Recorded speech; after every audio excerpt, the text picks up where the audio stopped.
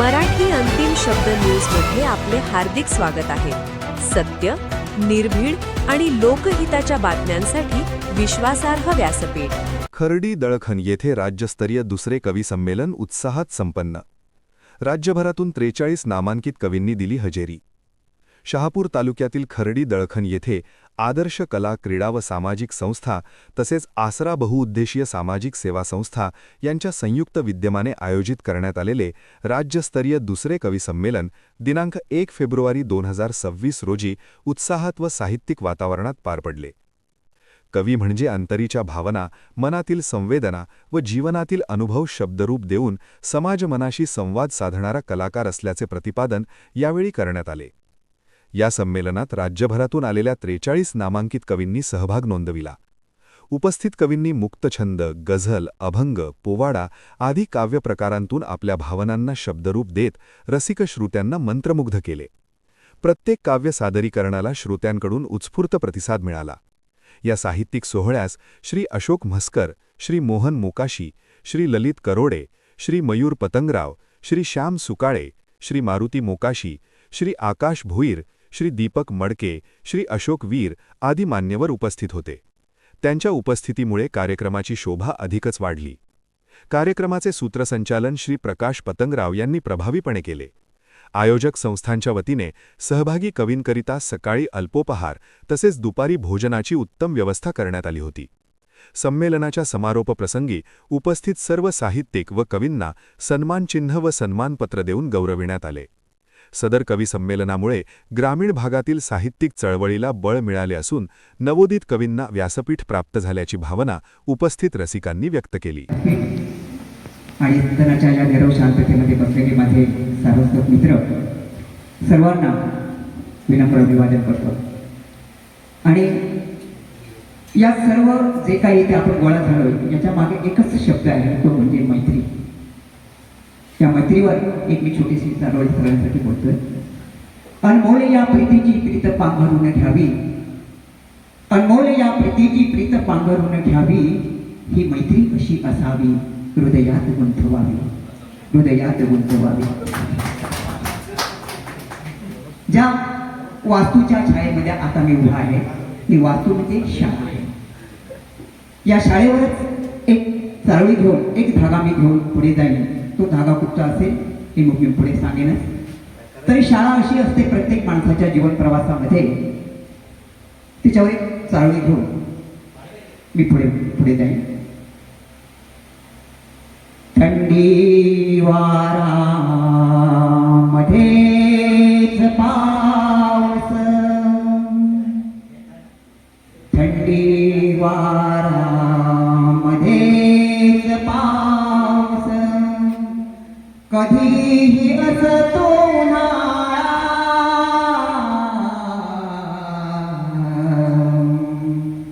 थंडी वारा मध्येच पाऊस, कधीही असतो उन्हाळा, तरीही सहते निवांत राहुनी बालपणीची ही शाळा, बालपणीची ही शाळा.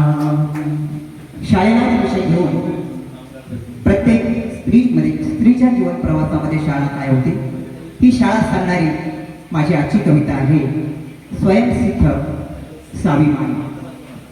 सावित्रीबाई फुले यांच्या जीवन प्रवासाची ही संक्षिप्त अशी स्तुती मी आपल्यासमोर सादर करतोय.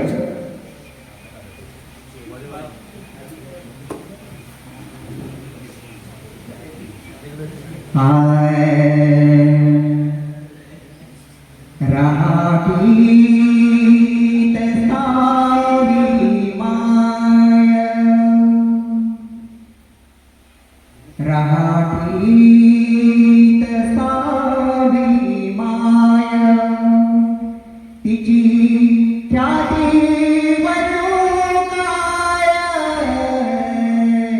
रागीत सावी माय, तिची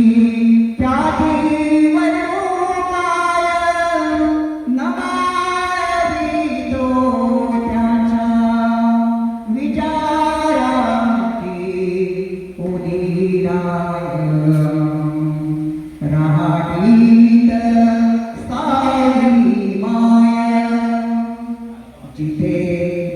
ज्योती क्रांती सूर्य सदा दिवे जिथे ज्योती क्रांती सूर्य सदा दिवे ज्ञान ज्योती सावित्रीच्या विचारांची वही वाट